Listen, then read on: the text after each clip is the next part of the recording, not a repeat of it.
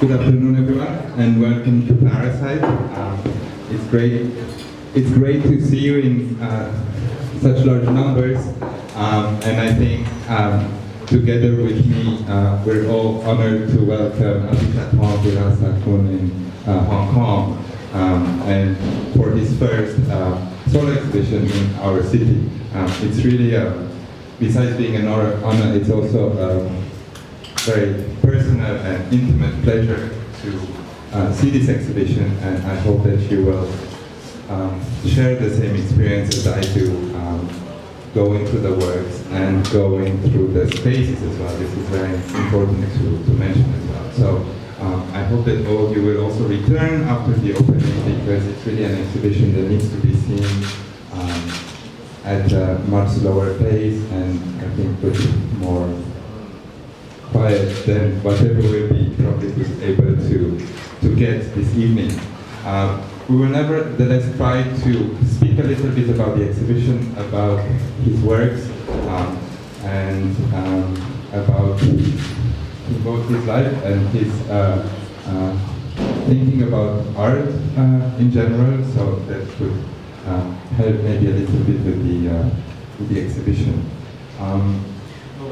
First, I'd like to thank you, Cosmin and Parasite, for allowing me to be here. And we worked together when you were in the old place with the Emerald. Yeah, when was that? 2013. Yeah, so it's really a pleasure and honor to be back again to share more bigger works and in a new space for me. Yeah. And thank you everyone for coming. Also, thank you the staff to work over this festival. Like, we're supposed to have a break, but many people stay here and work through the night. So thank you very much.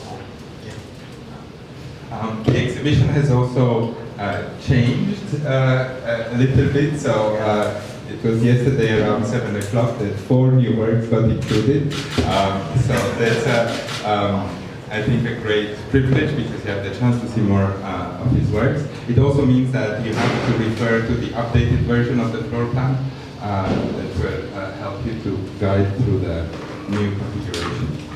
So I would like to start, because we are within this exhibition and with the occasion of this exhibition, to discuss a little bit about the different art mediums and art forms that you're working with.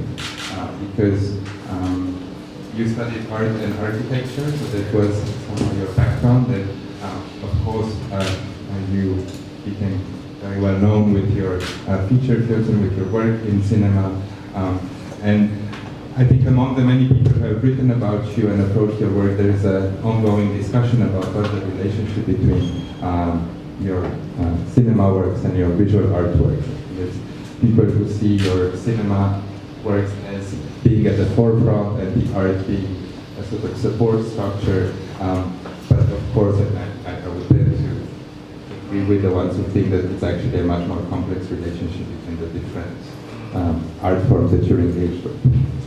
Well, in fact, I start with architecture, and then I studied in Chicago, focusing on experimental film, and there are this, I think, through the period of transformation of many things, from digital to analog to digital, and also with experimental film practice being changed also, that experimental film used to be shown in their own space, but in the early 2000s it shifted to gallery and museums.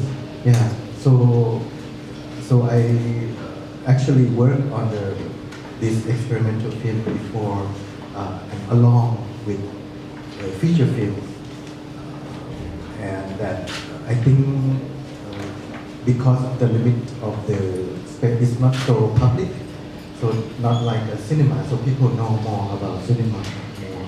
Yeah. And if we And I also wanted to ask about space. I mean, both about architecture and how important is architecture for you in general as a language, but then also in particular about when we think about exhibition making, how important it is for you to think in space and to create spaces where your work is being shown, because of course, well, as curators, we love to think that there's something very precious about this idea of ideas and experiences and artworks being in space and being unfolded in space. Maybe we're flattering ourselves sometimes, but how important is that for you?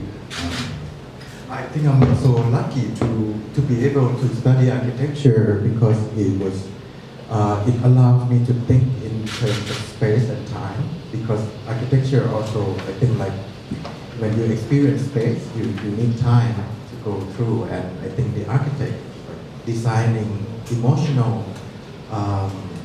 experience for the user of the space is like cinema. You go through space also. So in my early work, it's really big influence of this, looking at film as blocks of space. Yeah, like almost like buildings. Yeah. And early works are like the one on the back that you see is really influenced by this structural film and flicker film. Yeah, practice American style in the 70s. Yeah. Which you connect to architecture as well. Yeah. Yes. Yeah. Well, there's another question that we discussed a little bit over lunch today, like how to approach it. I think it's something that is interesting to especially from a discussion within that takes place in the field of visual arts, and that's about your language and the language that you use as an artist. And, because again, there's a lot of discussion in the visual arts about how cinema has the power to extract a language that is less coded, it's less elitist, and it's more accessible to society in general, and to people who just live within the general culture of the society. And also about your work that has been written a lot, there's the text that you disagree with of Benedict Anderson about tropical malady being in fact a kind of a product or using the language of Thai rural culture and being first and foremost directly accessible to people without education in high culture. But again, the question is not so much about tropical malady and about that, but in general, as you work as a filmmaker, somebody who is also very much influenced by different segments of popular culture, or personally, I said it in my interviews. How important is this idea of language and communication, and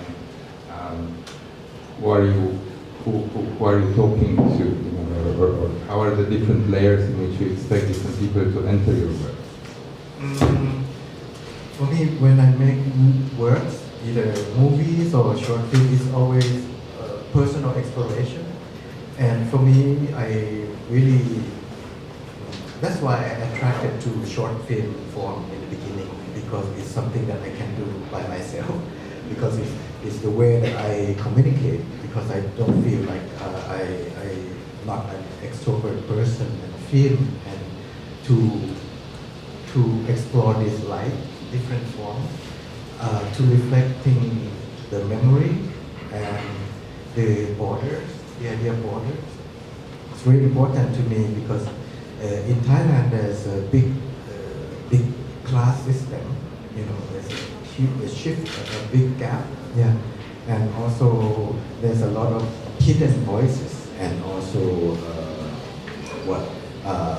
marginal voice people, and also myself, my sexuality as a queer person also cannot help being marginalized in certain issues, and so I'm always interested in that physical border, spiritual, the living and the dead, and also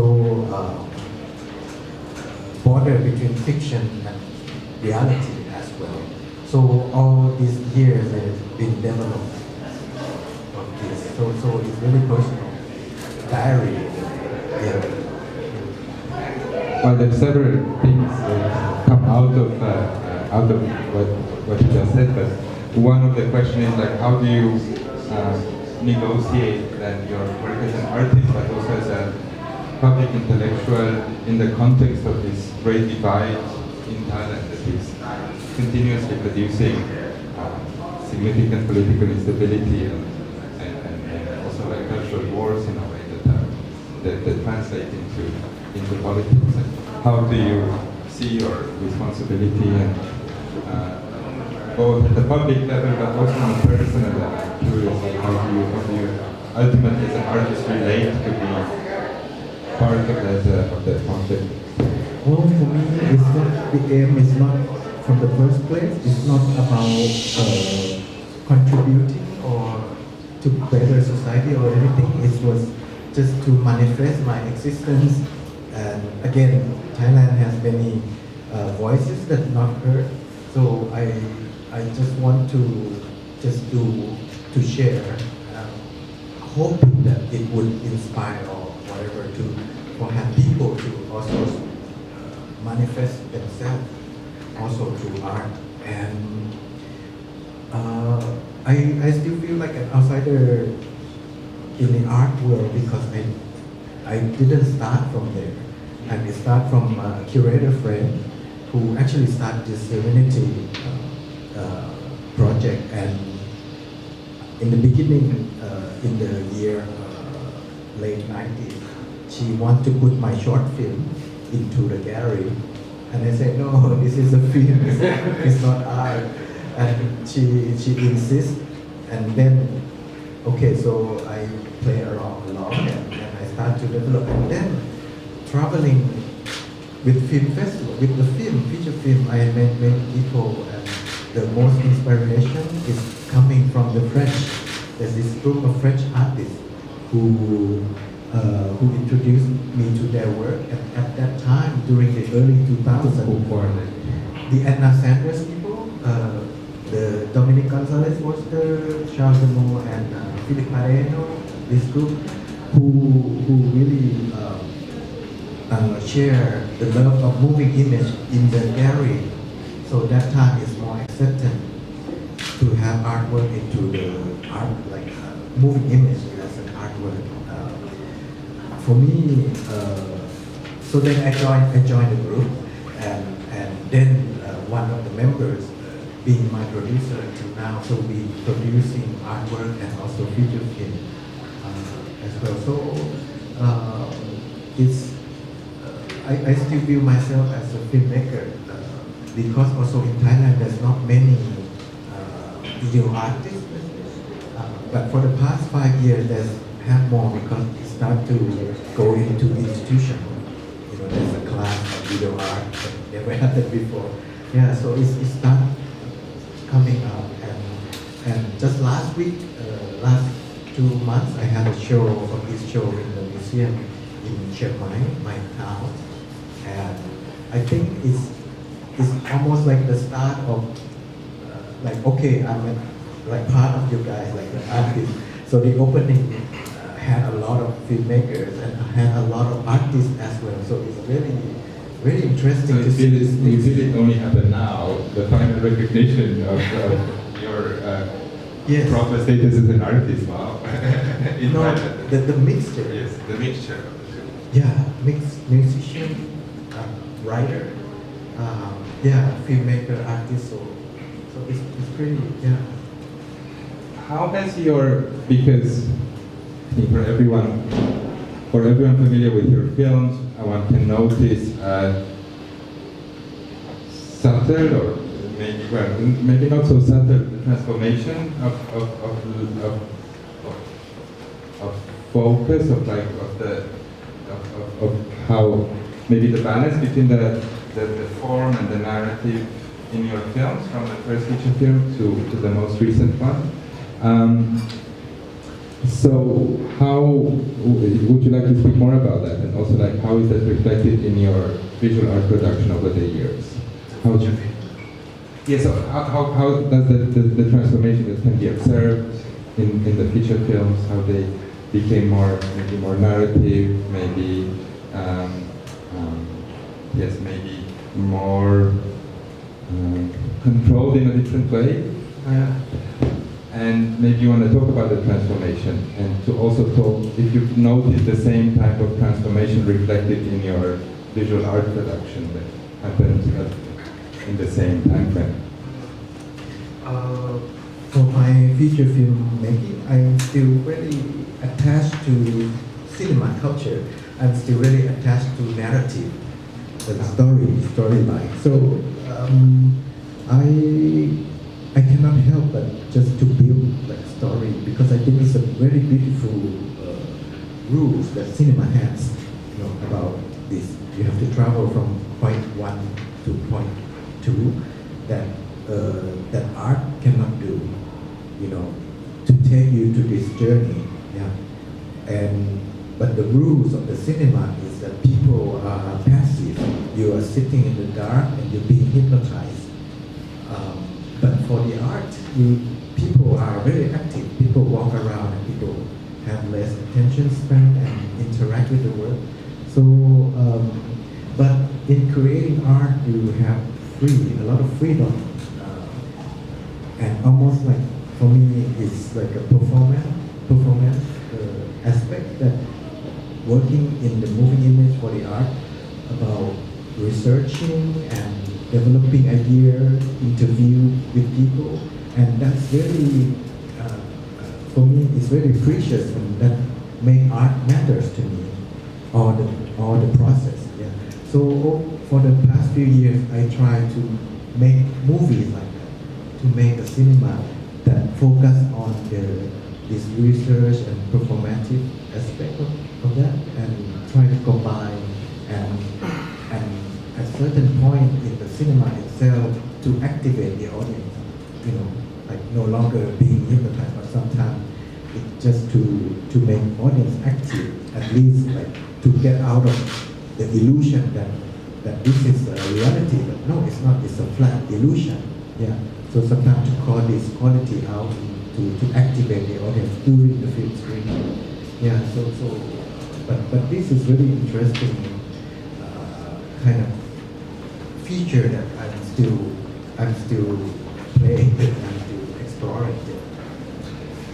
And this is maybe going back also to a previous question, because you brought up the idea of research and the possibility, and also the freedom that you have in here.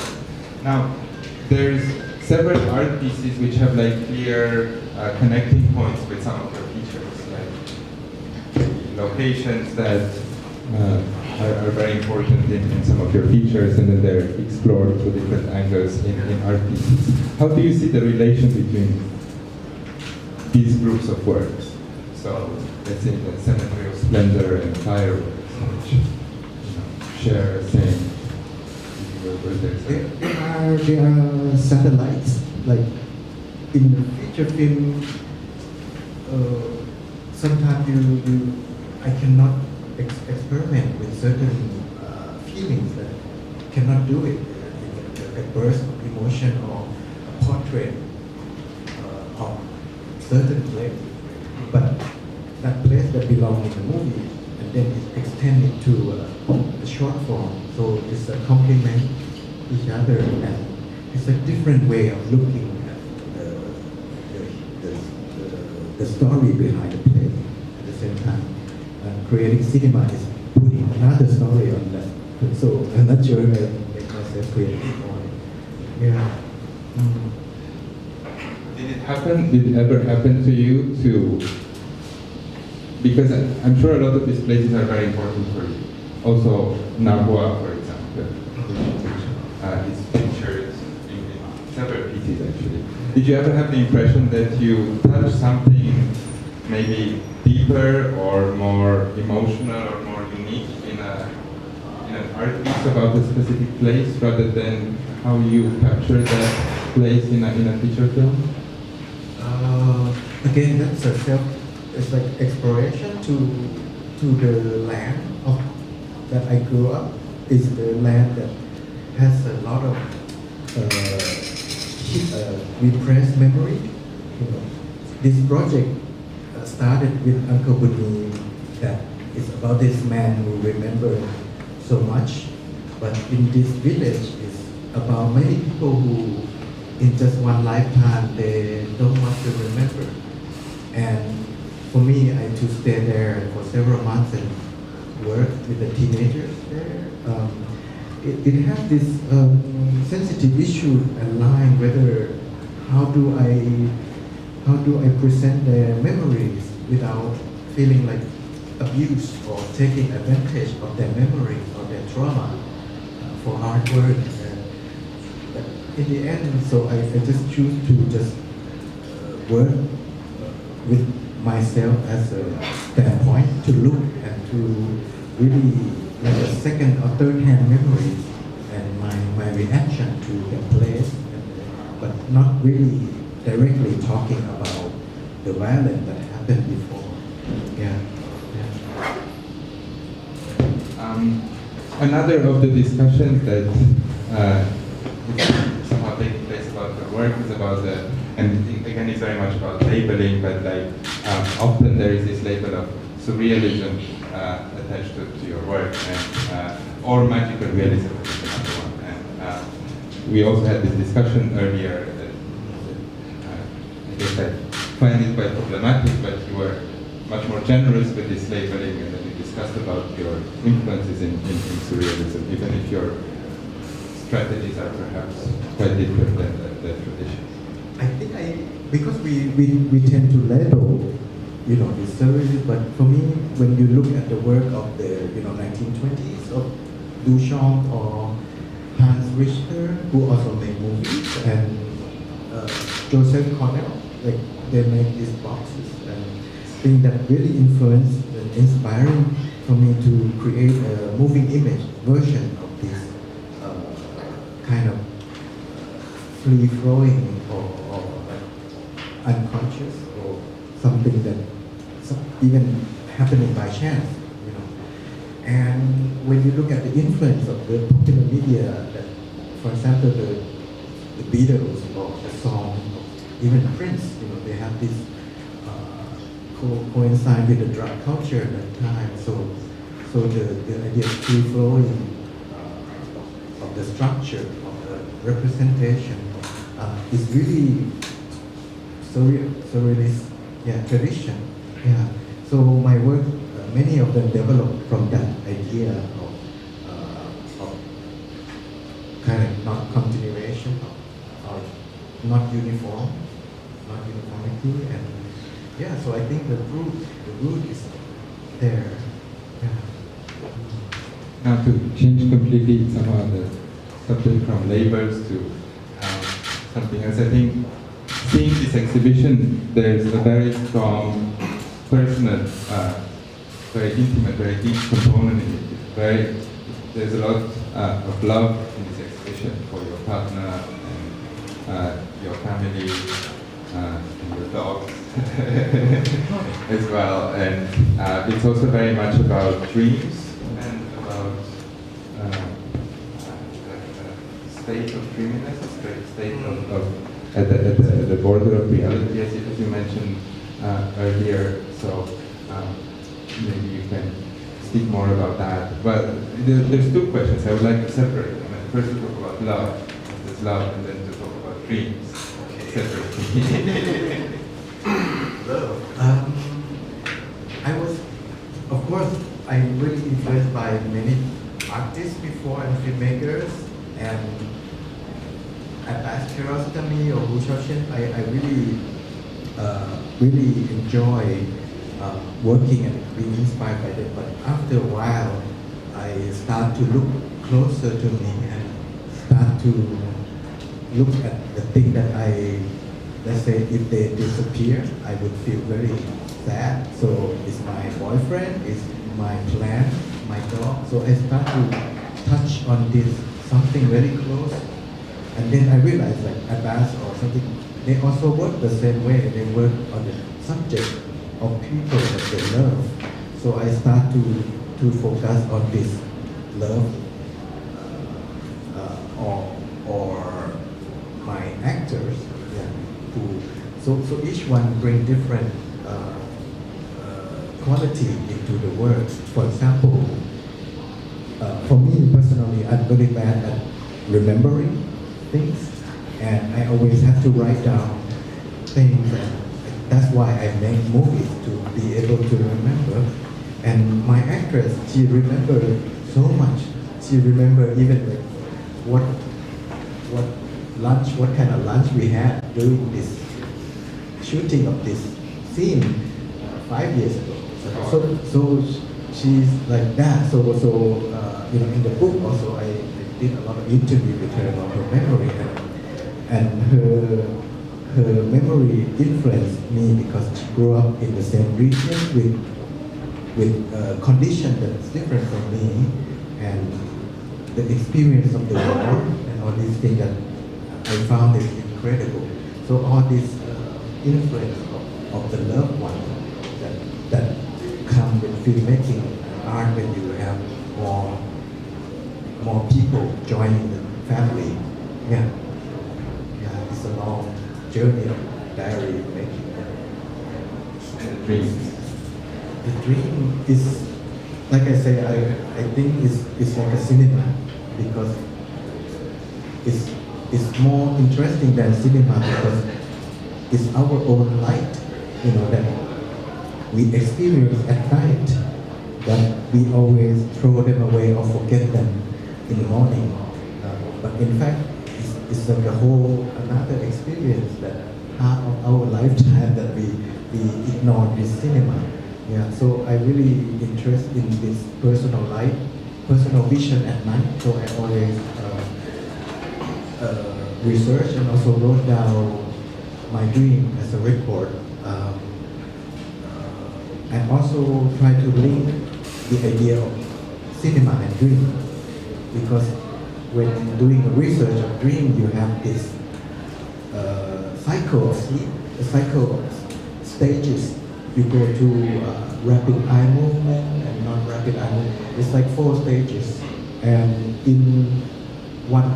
through the night you have a loop, and one loop is 90 minutes. So I'm sure that and that's the cinema length, 90 minutes. So I think if it's longer than 90 minutes, you start to feel, oh, this movie is too long. So I think that you like Beata very much.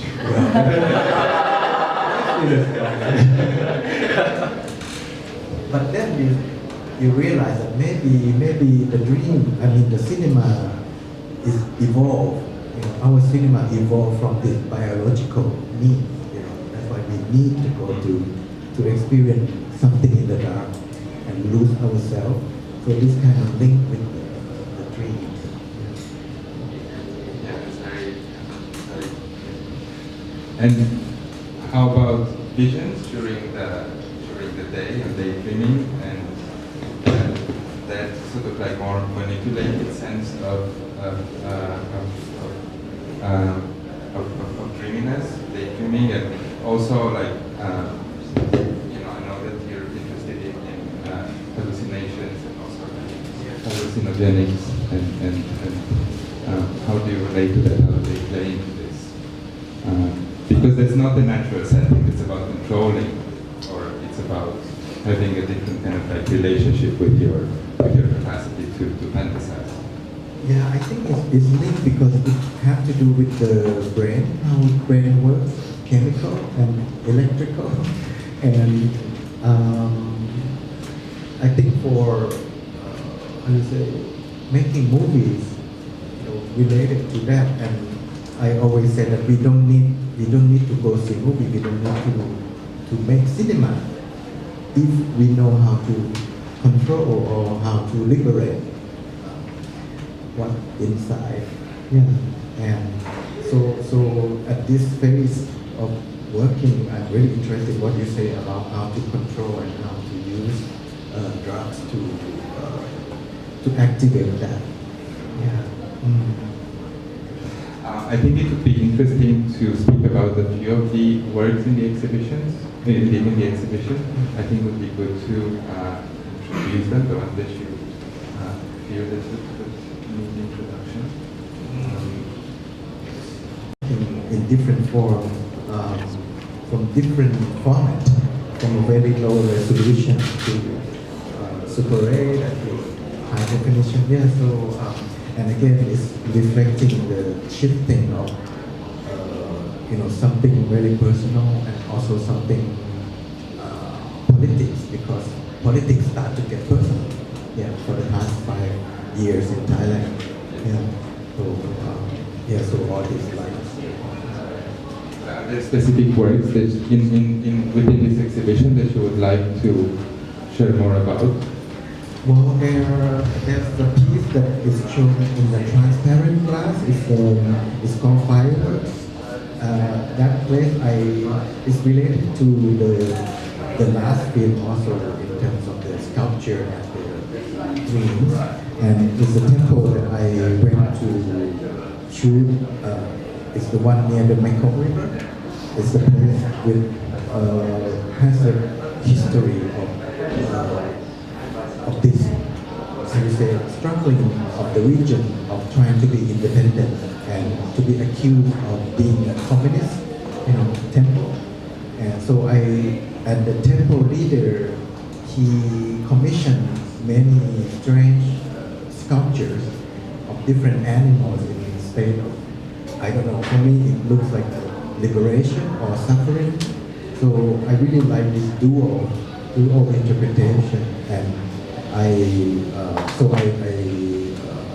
make a portrait of that flash. It can be a celebration, or it can be kind of remind you of the gunshot. Maybe. So, yeah.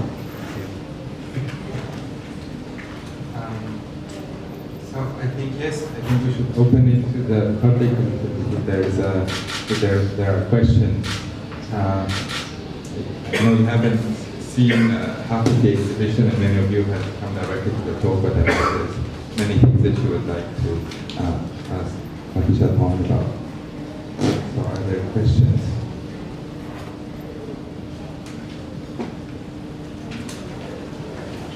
I think it's a question for not that far away.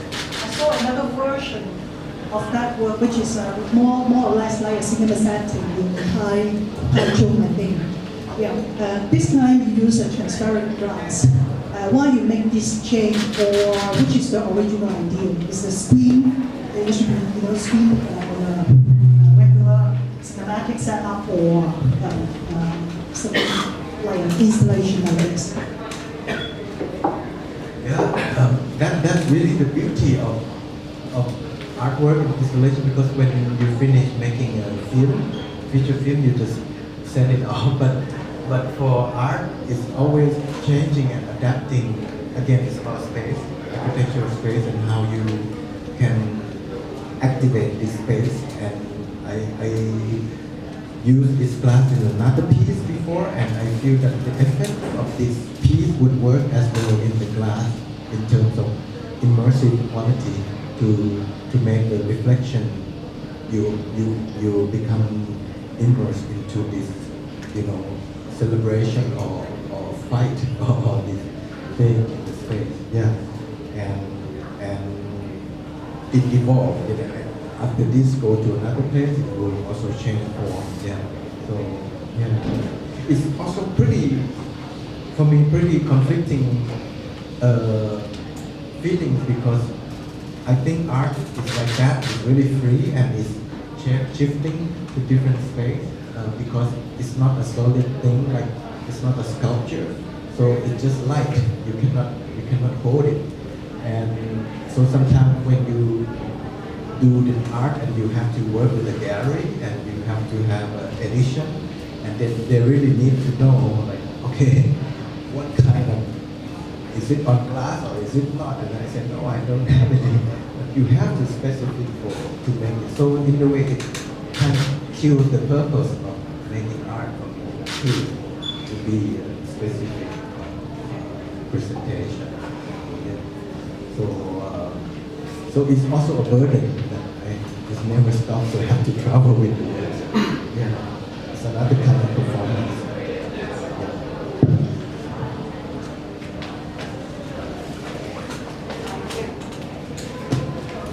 I want to insist on the last question. I'm curious if, because from what you said, I have the impression that you work to a certain point as an artist or filmmaker, at another point maybe as an architect. Are there two stages in the creation of these pieces, or you see it as a whole, or is there a moment where you're designing as an architect and a moment where you're creating as a filmmaker or artist? The other question I had is related to the same.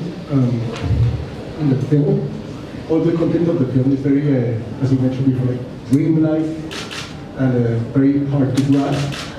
Whereas when the exhibition part, or where it's put in the place and where the screen occupies the space, the way it's presented is more materialistic or architectonic, or like devoid of decoration. And so in this relation, what are your thoughts, or yeah, how does it work in the relation between these two parts? Sorry, I hope I understand right about the roles of how to approach feature. Sometimes it's pretty hard to differentiate because sometimes I don't know what the goal is. And mostly the artwork comes from doing the process of filmmaking.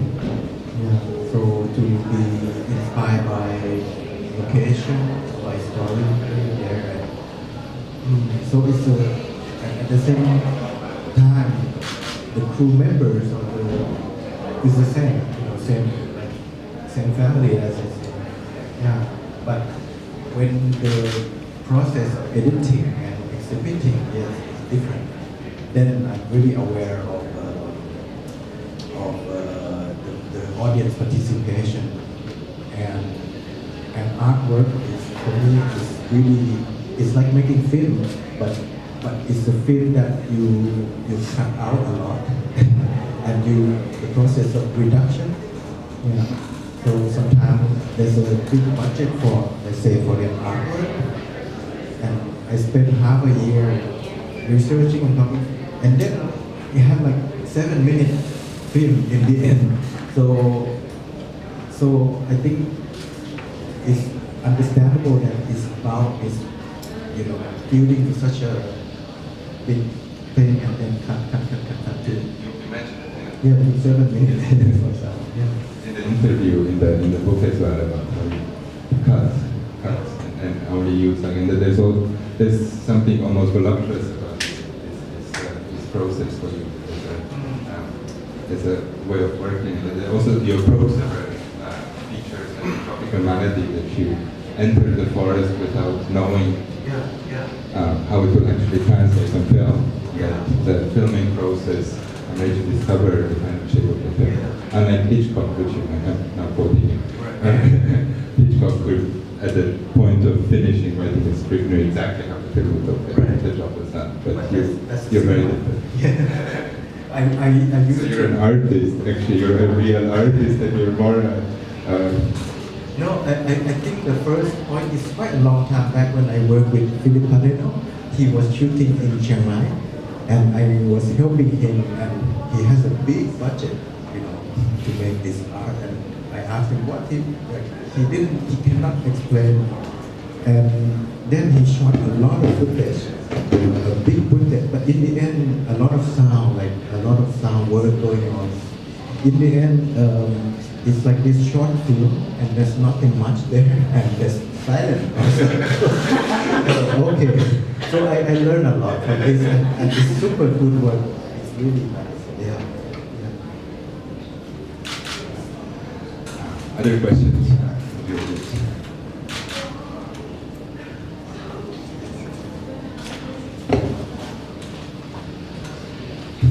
In Thailand, the government has a lot of control, and experimental experimental film is always about critical. And then, have you experienced any censorship in Thailand? And then how would you, if yes, how would you handle that kind of situation? And then the second question is, because you are international world, and then I heard that it's because of that, and then the situation, the showing of experimental film is more open now in Thailand. Did you do anything to make it, to improve the situation, and like the government accept this kind of avant-garde and experimental film? Yeah, actually there's only one film that I had run into trouble with the government. It was 2007 feature film, and like other films, for me, it's really not about criticizing or really direct attack or political thing. So I was pretty upset because I thought my film was really light in the first place, and so I started with my friend a movement. It's called Free Thai Cinema Movement, and we managed to change the law after a year fight. And but then we have a rating system after that, but still it's really arbitrary. You can still, the film can be banned. But for the artwork, yes, it's more, I would say, more exclusive than many, not only my work but others are pretty much escape the radar. But now it's a little more tricky because for the past 2 years the country was run by the military. So it's quite a challenge for younger generation of how to integrate this politics into their work.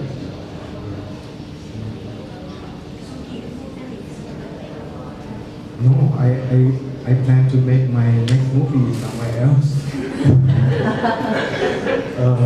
Because I feel that, I hope that it's a short-lived, this dictator situation. I hope that, because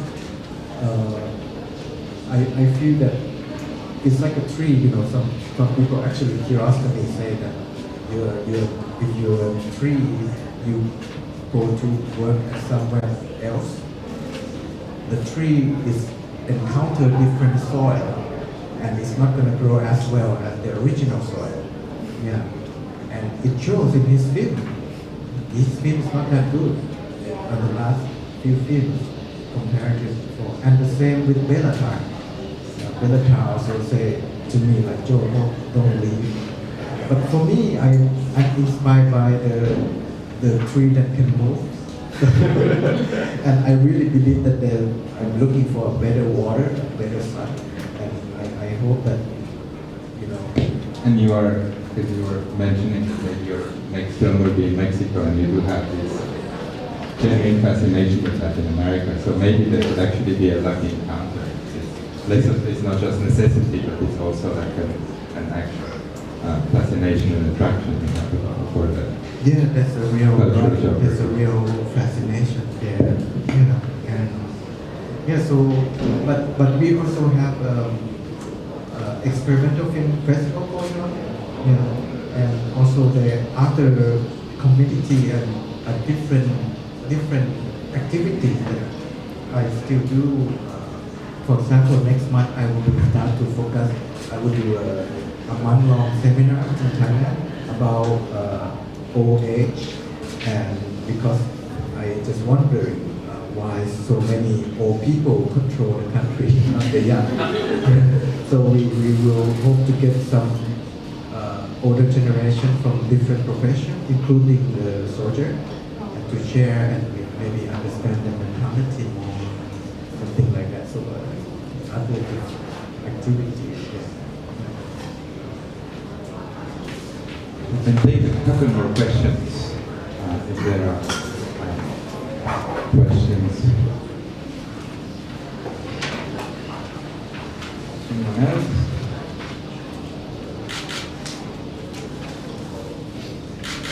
Okay, then we will end the public part of the conversation now, and then we can continue speaking with the during the opening annotated. So some practical things that the drinks this time are in the office because we occupied so much of the space with work, so that's the only place where we could serve them. And if you can please leave the space immediately so we can transform it into the exhibition over the next few minutes, so we can properly open the show in 10 minutes. So thank you.